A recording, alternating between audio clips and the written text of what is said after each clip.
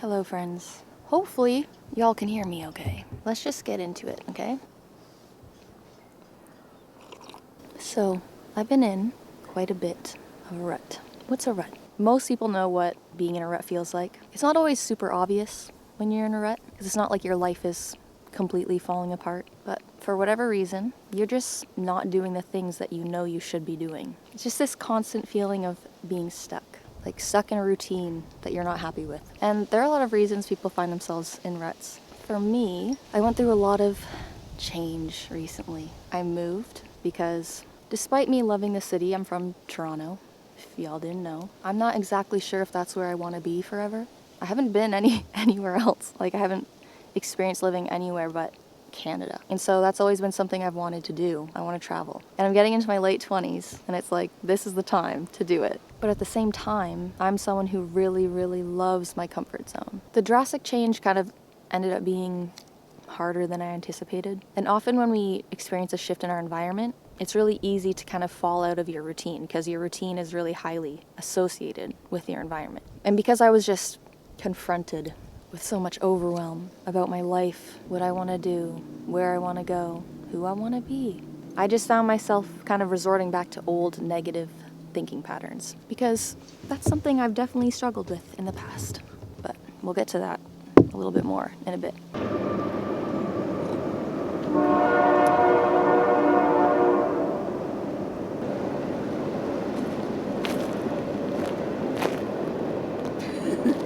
As I was saying, I'm just overwhelmed. Regardless of the reason, it is what it is. And what it is I just fell into a rut. I think that the hardest part about being in a rut is how subtle it can be at first. You don't always notice those bad habits start creeping in. And then when you finally do, at that point they can be pretty strong and pretty hard to break. And then all of a sudden, getting back on track with these like little things is really difficult. And you don't know how to get out. It almost feels like you're wasting your life. We are in control of a lot of things, and the truth is, you're not actually stuck. I've been in multiple ruts before, and I've gotten out of it. And also, those were the times where I learned the most about, who I am, what I want, what I need in order to keep my sanity. So, that's what this video is going to be about. It's going to be about how I plan to get myself out of this rut that I'm in. It's not all about overhauling your entire life overnight. It's about making those small, intentional shifts. Just kind of like adjusting an airplane's course by a couple degrees. It's really nothing at first. But over time, that small little shift causes a drastic change, which can lead to a completely different destination over time. But it always starts with that first step. So in this video, I'm going to share the 5 steps that I'm going to take to get out of this rut that I'm in. And they can probably apply to a lot of situations people are in. It's cold now. So to break the cycle of getting out of a rut, I think it's super important to start with something actionable because a lack of action is usually what got us into the rut in the first place. So before we do any thinking, planning, we just have to do something. We just have to get started. And when we're in a rut, one of the most common things we start neglecting is our environment. Our physical environment, our room, our house gets messy. We start neglecting our appearance. We basically just stop doing the essential things that make us feel organized and grounded. And I personally believe that you can't expect yourself to think clearly if your environment isn't clear. So that's why the first step is to just clean up. This could mean cleaning your room, taking care of your appearance, right? Like, what have you been neglecting that you normally do? You're just so much more productive when you put yourself together. This will immediately give you that sense of clarity, energy, motivation, and is a really actionable step that I think probably everyone can take. Everyone needs to clean. That's something we just need to do as humans. So yeah, if you haven't cleaned your room recently, that's the first step you should take. Now, step 2. This is where we get into the more mindset-related stuff, and it's to recognize the sabotaging voice. What do I mean by sabotaging voice? Basically, it just refers to the inner dialogue that's holding you back. We all have an inner dialogue almost constantly, but oftentimes we're not consciously choosing the thoughts we're having. They're just sometimes automatically generated for whatever reason. And a lot of the time, our brain is lying to us. And over time, these irrational thought patterns can become automatic. They can slip in without us even recognizing it and just quietly convince us to stay in our comfort zone. I've struggled with depression in the past, PMDD, which stands for premenstrual dysphoric disorder. Basically, it's just depressive symptoms that are correlated with the menstrual cycle. So almost like clockwork, the week or two before my period, I would just have crazy negative thought patterns. Everything would just be so negative. Whatever would be going on in my life didn't matter. My thinking was always negative. And that's when I really learned that your brain really does lie to you. And sometimes it's just biological. Your thought patterns are just negative for whatever reason. It's like you have a negative filter on. It's pretty interesting. But because of that, thankfully, over the years, I've been able to recognize those patterns. But because I've had them in the past, and I've had them so many times before, they're still ingrained somewhere in my brain. That's the thing about past habits and past behaviors. And if I'm not careful, if I'm not mindful and doing something to counter it, they'll just start creeping back in. It's just like my automatic tendency. It's just really easy for me to fall back into old patterns when my current routine gets disrupted. And that's just what's been happening to me recently. So I think this step, if anything, it's all about awareness. It's reminding yourself that your thoughts, especially when you're in a rut, probably aren't reflecting reality right now. For example, one common thought that keeps a lot of people in a rut is the thought that they'll start tomorrow, right? That it's okay to wait. It's okay to not do it now. We have time. We're always delaying until the next Monday, the next first day of the month, the next new year. It's a trap so many people fall into. The reality is, we really are only given one life. If you're not progressing, if you're not moving forward, you're actually moving backwards because time is moving forward. Every day we procrastinate and wait to make a change is just another day we've spent not being the people that we want to be, not living the life that we want to have. Rather than just letting that happen, letting that record play, take a step back and ask yourself, is this really true? Is this true? And if it helps, write them down in a journal, reframe them. It's like cognitive behavioral therapy. That's all it is. It's looking at our thoughts, asking ourselves, are they real? What's a more productive and helpful way that I can look at this? Because those thoughts are really what's keeping you stuck. Like if you don't believe you can change, why would you even try? Because change is hard. But that's what our brains tell us. Our brains convince us that we can't change or that it's too hard. You got to squash that immediately. It's basically impossible to move forward if you're believing the lies that you can't change or that you're okay with staying stuck. Step 3, should I move? The lighting is like atrocious, bro. We're gonna move back a bit out of the light. Crow, shut up. I think that's worse. So, after addressing, excusez-moi. So the next step is to reconnect with your why. One of the main reasons we get stuck in a rut in the first place is that we're just not clear about what we really want, or at least we just lose sight of it. So this is where you need to do a little bit of thinking, really take a step back and reflect, and look at the big picture, and ask yourself what you really want. What matters to you? Why are you doing this? These big questions. And I don't mean just thinking about it, I mean actually articulating it, taking the time to write it down. Revisiting your goals, your core values, your long-term vision can help you regain that sense of purpose and automatically have your actions start realigning with that. However, here's the thing. Another main reason we get stuck in a rut to begin with, a lot of people, is because we kind of do the opposite and we overthink everything. We overthink our purpose. We almost feel like we have to have everything figured out in order to do anything. It's that perfectionist in a lot of us. And when we can't figure it out, because it's not easy and there's no right answer, right? There's no objective answer to this. So when we can't figure it out, we just get paralyzed. So if this sounds like you, just take a step back for a second, okay? And focus on the smaller picture. Yes, having a long-term vision is important, but it's just as important to look at the short term and ask yourself, what do I want my life to look like right now? Because regardless of what you want long-term, there are probably certain things that you want to be doing every single day. And the thing to ask yourself is, am I doing those things right now? And if you're not, that's the first thing that needs to change. So that brings me on to my next point. I don't think that change in angle really helped. I feel like I have to keep moving back or something. The sun's setting to the side, bro. I don't know what's going on.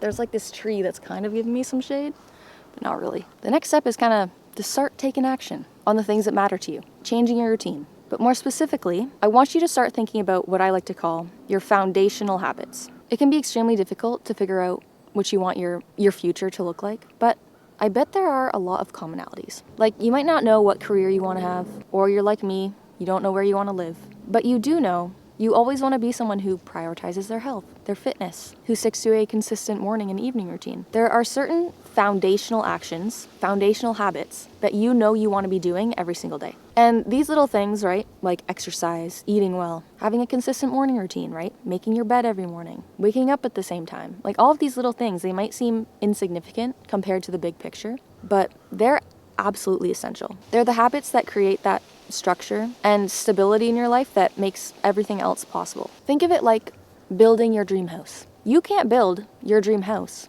without first having a really strong foundation. And the thing about this is, when you know there are certain things you want to be doing every single day, you're going to stop doubting yourself. Like, what can cause inaction, what can cause you to procrastinate starting is not knowing what to do. But if you identify those things that, no, regardless of what job I want to have, where I want to live, like the big picture stuff, regardless of that, there are certain things that I want to be doing on a daily basis. Once you identify those, in terms of the daily actions, like that self-doubt is gone. And the most important thing about this is to make sure that they're things that you can see yourself sticking to. Because not being realistic with our goals, especially when we're in a rut, is one of the most common traps that people fall into. You know you want to make a change, but you just commit to way too much too fast. People set goals that are unnecessary and unsustainable, and then when they can't stick to them, inevitably, they feel like they failed, and it just reinforces that belief that we can't do it. When in reality, the problem is that the goals we're setting just weren't the right goals to begin with. Now, this doesn't mean that your goals shouldn't be challenging, because especially when we're in a rut, even the tiny things can be really challenging. But the key is just to make sure that they're focused on what you want to sustain long term. It can be helpful to make a little challenge for yourself, like identify those things and then commit to them, doing those little things every single day for a certain number of days. Maybe it's like 10 weeks. When you're in a rut, a lot of the time, those little things can be really challenging. Maybe it's something that you kind of fell off. It was easy before, exercising, whatever it is, and then it kind of became hard again. If you're at the point where those things, those little things are hard for you, get to the point where those things become easy. They become automatic. And then tackle the big things. And then you'll have the energy to do that. Don't try and take everything on all at once. It's just unnecessary because, like I said, that little change in direction, that over time when you're consistent, is what leads to the most change.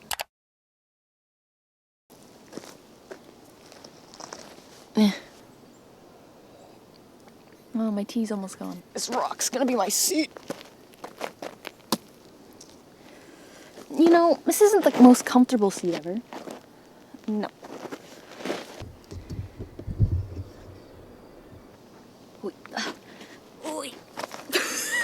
This is not working. I had to move again because of the sun. And I'm sitting on a rock. And it's wobbly. And I'm gonna fall down. We're gonna move on to the next step. The final step. And this step is a little bit of a bonus step, but it's something I think is extremely important. Often when we're in a rut, we stop doing the things that we know we need to do to reach our goals. Like, we stop being productive.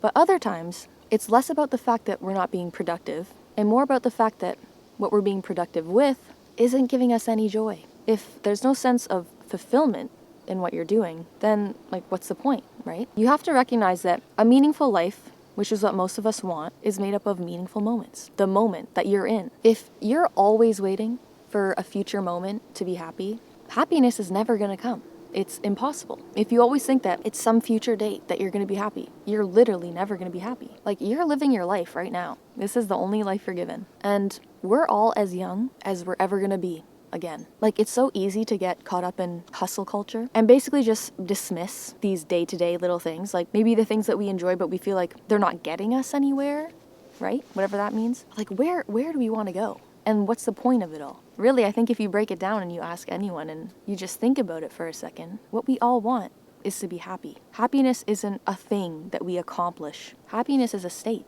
that you have access to right now. Now I just see the camera shadow. That's not going to work either. So, as I was saying, we want to find those things that give us a sense of purpose and value that we also find enjoyable in themselves. Because let's be honest, even if, you're really passionate about what you do for work, career-wise, we probably wouldn't be doing it, at least in the exact same way, if there was no money in it. We're not working because we inherently enjoy working. What's in my hair? A fly. I've got a fly in my hair. We do it because there's some sort of reward. But, like, what are those things that we just enjoy inherently? your hobbies. Maybe it's learning an instrument, developing a new skill, learning a language that you've always wanted to. These are things that we can still feel like we're progressing with, right? But we're not doing it because we have to. We're doing it because we want to, because it's something that we personally enjoy. And a lot of the times when we get in a rut, that's something that we neglect. We start neglecting those things. Figure out what those things are for you, and then don't feel guilty about doing them. And if you can't think of anything, if you don't have a hobby that you're passionate about, maybe it's time to get one. Try a bunch of different things. Learn a new skill. Learn about something not related to what you do for work.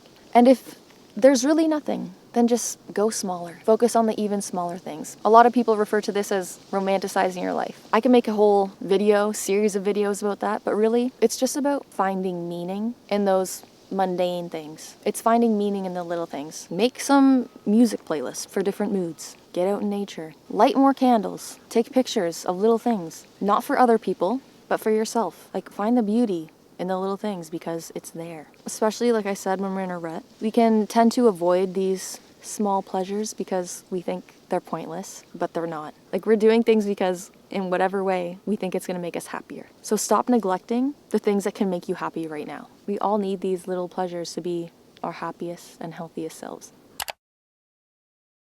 That basically covers the 5 steps to getting out of a rut. There's a lot of tips that I could go over, but I definitely think that those are the most important and the ones that I'm going to use to get out of the rut that I've been in. It's definitely not easy to be honest and vulnerable when we're struggling, but I think it's extremely important, especially in spaces where people can assume that everything's perfect. In reality, for most people, that's just not the case. Even me, a health coach, someone who's far along their health, fitness, personal development journey, I experience ruts just like everyone else. And it would be really easy to just show the highlights only and act like I've got everything figured out. But yeah, that's just not the case, because no one has everything all figured out. And I think sharing that is what really connects all of us. And that was always one of my original goals when I created this channel. Not only did I want to share what I've learned over the years, but I wanted to show other people that they're not alone. I've been through some extremely dark times in my life already, and if I can overcome them, it should prove to you that you can too.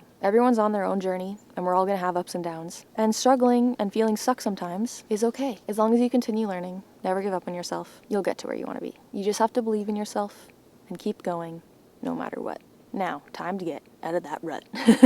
Just call me Dr. Seuss. Yeah, so with all that being said, I would love to hear from you guys. Have you ever been in a rut, and what did you do to get out of it? Are you in a rut right now? And I really want this to be a space where we can all learn and support each other. So feel free to share your thoughts and feelings in the comment section below. And as always, if you're interested in one-on-one coaching or simply have any questions for me, feel free to check out my website, shoot me an email, or reach out to me on Instagram. And with that out of the way, I'd like to thank you all so much for watching. Please give this video a like if you enjoyed it, and subscribe to my channel if you don't want to miss any future videos. See you guys very soon. Squawk, squawk, squawk. Squawk, squawk, squawk.